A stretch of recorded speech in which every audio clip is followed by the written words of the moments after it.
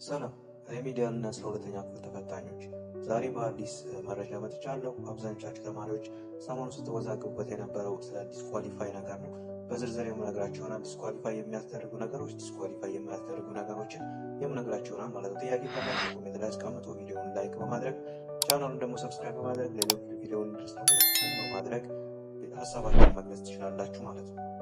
ሰሞኑን ሲነሱ የነበሩ ሶስት ነገሮች ናቸው ዲስኳሊፋይ ሊያስደርጉ የሚችሉ ነገሮች ማለት ነው። እነዚህ ነገሮች አንደኛ አክቲቭ መልቲ ዲቫይስ ሎጊን ነው። አክቲቭ እያንዳንዱ ነገር የመጣበት ይሆናል። ሁለተኛ ደግሞ አንሲንክሮናይዝድ ኮምፒውተር ስዋፕስ ነው። ሁለተኛ ደግሞ ሌሎች የተለያዩ እንትኖች ላይ ብሮዝ ማድረግ ወይም ደግሞ መልቲ ታብ ኦር መልቲ ዊንዶው ብሮዚንግ ይባላል ማለት ነው።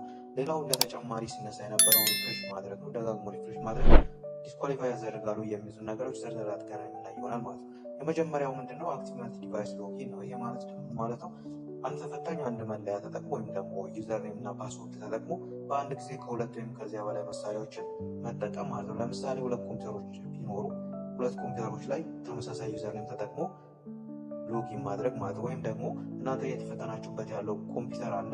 በስልካችሁ ለመስራት እየሞከራችሁ ያንን ጥያቄ አክሰስ ለማድረግ እየሞከራችሁ በስልካችሁ ሎጊን አድርጋችሁ ብትቀመጡ ሲስተሙ ዲቴክት ያደርገውና ዲስኳሊፋይ ትሆናላችሁ ማለት ነው። እንደዚህ የተጠቀማችሁ ተማሪዎች ሲስተሙ የሚረዳው ማጭበርበር እንደሆነ ሊቆጥር ስለሚችል ዲስኳሊፋይ ትሆናላችሁ ማለት። ስለዚህ አንድ ተፈታኝ አንድ መለያ ተጠቅሞ በአንድ ጊዜ ከሁለት ወይም ከዚያ በላይ መሳሪያዎችን ሁለት ኮምፒውተሮችን ለምሳሌ ወይም ደግሞ ስልክና ኮምፒውተር ላይ ገብቶ መፈተን ወይም ደግሞ ለመፈተን መሞከር ዲስኳሊፋይ ሊያስደርግ ይችላል ማለት። ስለዚህ እናንተ ኮምፒውተር ላይ ትምህርት ሚኒስቴር ፕሮቫይድ ያደረገው ኮምፒውተር ላይ አለ።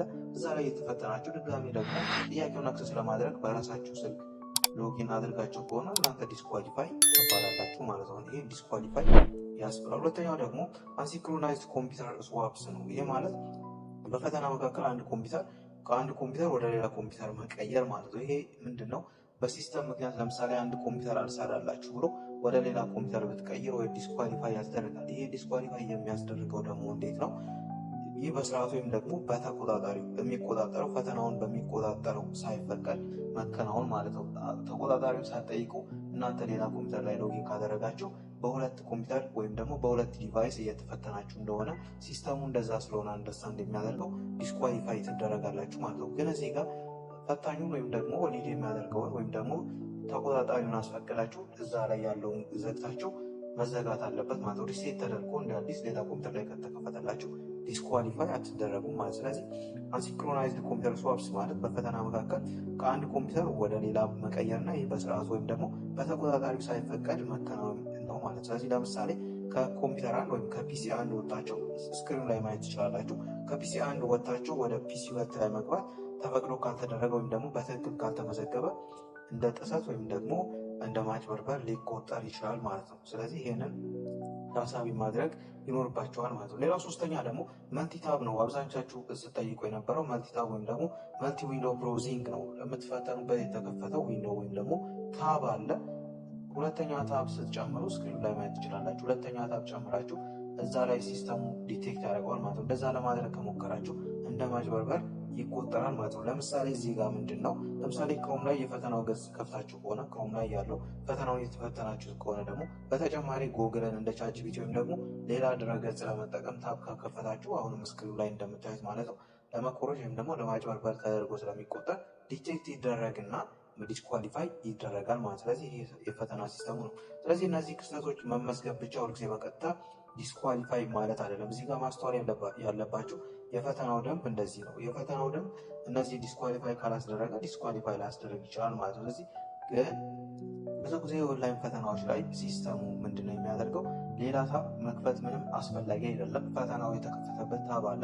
እሱን ታብ ብቻ መጠቀም ሲጠበቅባችሁ እናንተ ሌላ ታብ ግን ከፍታችሁ የተለያዩ ነገሮችን ብሮዝ ወይም ደግሞ ሰርች ለማድረግ ስትሞክሩ ዲቴክት በማድረግ ዲስኳሊፋይ እንድትደረጉ ልትሆኑ ትችላላችሁ ማለት ነው። ሌላው አብዛኛው ተማሪዎችን ያስጨነቀው ነገር የሪፍሬሽ ነገር ነው። በኔትወርክ ምክንያት ሪፍሬሽ ማድረግ ሊኖር ይችላል።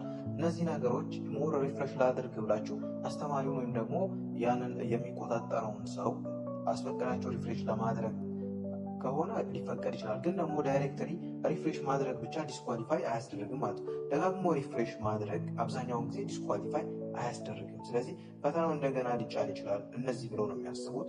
እዚህ መልሶች ካልተቀመጡ ሊጠፉ ይችላሉ በሪፍሬሽ ምክንያት። ሪፍሬሽ ማድረግ መልሶች ሴቭ ካልተደረጉ ሊጠፉ ስለሚችል ማለት ነው። ስለዚህ በተለይ ከሌሎች አጠራጣሪ ድርጊቶች እንደ ሌላ ታብ መክፈት ወይም ደግሞ ዲቫይስ መቀየር ጋር ከተያዘ ለምርመራ ሊውል ይችላል። ግን ሪፍሬሽ በራሱ ሪፍሬሽ ያደረጋችሁበት ምክንያት ሌላ ዲቫይስ ላይ ሎጊን ስላደረጋችሁ ካልሆነ ጀስት ከኔትወርክ ብቻ በኔትወርክ ብቻ ከሆነ ሪፍሬሽ ያደረጋችሁት ዲስኳሊፋይ አትደረጉም ማለት። ስለዚህ ደጋግሞ ሪፍሬሽ ማድረግ ብቻውን ዲስኳሊፋይ ያስደርጋል ተብሎ መመሪያ ከሌለ ዲስኳሊፋይ አትደረጉም ማለት ነው። ስለዚህ ብዙ ጊዜ ሪፍሬሽ ካደረጉ ከዚያ ሌሎች አጠራጣሪ እንቅስቃሴዎች ካደረጋችሁ ብቻ ነው እንደ አዲስ ታብ መክፈት።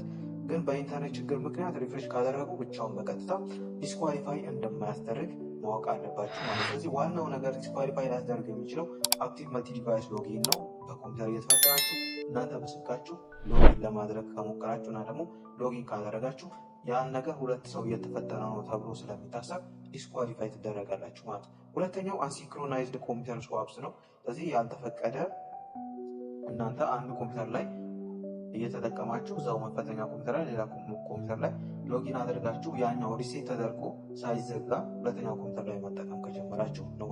ሌላው ሶስተኛው መልቲ ዊንዶው ብራውዚንግ ነው። ስለዚህ የተለያየ ዊንዶው ከፍታችሁ ቻትጂፒቲ፣ ጎግል ብቻ የማንኛውም ነገር ብሮዝ ካደረጋችሁ ዲስኳሊፋይ ሊያስደርግ ይችላል ማለት ነው። እያንዳንዱ ነገር እነዚህን የዘረዘርኳቸው ስክሪኑ ላይ ማየት ትችላላችሁ ማለት ነው።